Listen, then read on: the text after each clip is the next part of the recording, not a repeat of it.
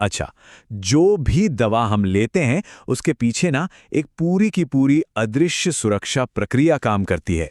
तो आज हम इसी गुप्त हेल्थ चेकअप का पर्दाफाश करेंगे, ये जानने के लिए कि हमारी दवाएं हर बार सेफ और असरदार कैसे होती हैं। ये सवाल वाकई में बहुत जरूरी है।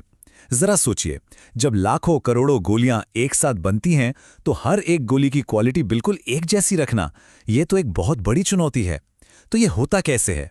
तो इसका जवाब है APQR, मतलब एनुअल प्रोडक्ट क्वालिटी रिव्यू। आप इसे किसी दवा का एनुअल हेल्थ चेकअप समझ सकते हैं।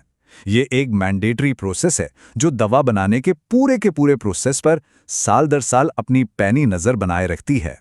चलिए, आज के इस विश्लेषण में हम 5 खास मुद्दों पर बात करेंगे। सबसे पहले दवा की एनुअल जांच, फिर देखेंगे रेसिपी और फैक्ट्री की समीक्षा। इसके बाद हम असली दुनिया से मिले फीडबैक को समझेंगे, फिर डेटा से क्वालिटी की भविष्यवाणी कैसे होती है ये जानेंगे, और आखिर में बात करेंगे फाइनल फैसले की। तो चलिए सबसे पहले हिस्से से शुरू करते हैं।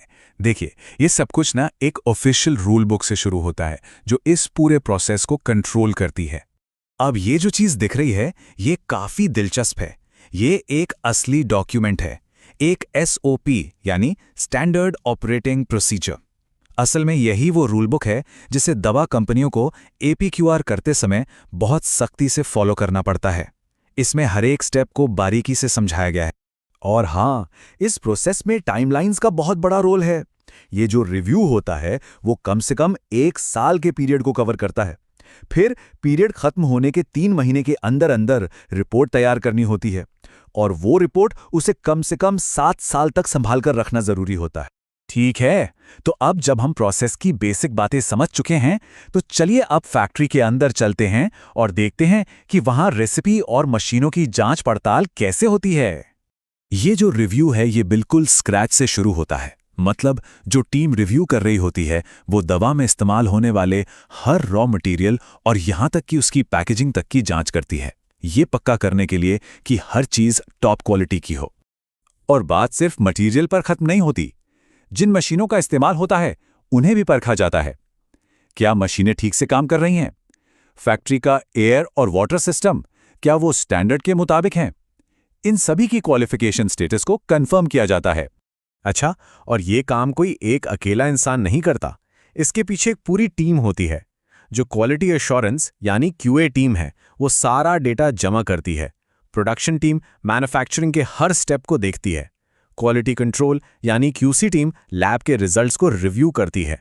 और फिर सबसे आखिर में QA के हेड पूरी रिपोर्ट को फाइनल अप्रूवल देते हैं। अब आता है सबसे इंटरेस्टिंग पार्ट, क्योंकि देखिए कहानी सिर्फ फैक्ट्री के अंदर खत्म नहीं हो जाती। असली टेस्ट तो तब शुरू होता है जब दवा बाजार में पहुंचती है, मतलब असली दुनिया में। इस स्टेज पर हर छोटी से छोटी चीज पर ध्यान दिया जाता है, जैसे क्या किसी ने दवा वापस की, क्या कस्टमर्स की तरफ से कोई शिकायतें आईं, क्या किसी बैच को मार्केट से रिकॉल करना पड़ा, यहां तक कि प्रोडक्शन के दौरान अगर कोई गड़बड़ी हुई हो या फिर लंबे समय तक रखने पर दवा की स्टेबिलिटी कैसी है, ये सब कुछ इस रिव्यू का हिस्सा होता है। और ये बात बहुत शानदार है। ये जो कोट है ना, ये इस प्रोसेस की आत्मा को पकड़ता है। मतलब ये सिर्फ आज की चीजों को देखने के बारे में नहीं है, बल्कि ये पास से सीखने के बारे में भी है। क्या पिछली प्रॉब्लम्स को ठीक करने के लिए जो एक्शंस लिए गए वो असरदार थे? ये लगातार इंप्रूवमेंट का एक साइकिल है। चलिए अब ये देखते हैं कि कैसे नंबर्स और डेटा फ्यूचर की क्वालिटी को प्रेडिक्ट करने में मदद करते हैं। ये किया जाता है एक बहुत पावरफुल टूल से जिसका नाम है CPK।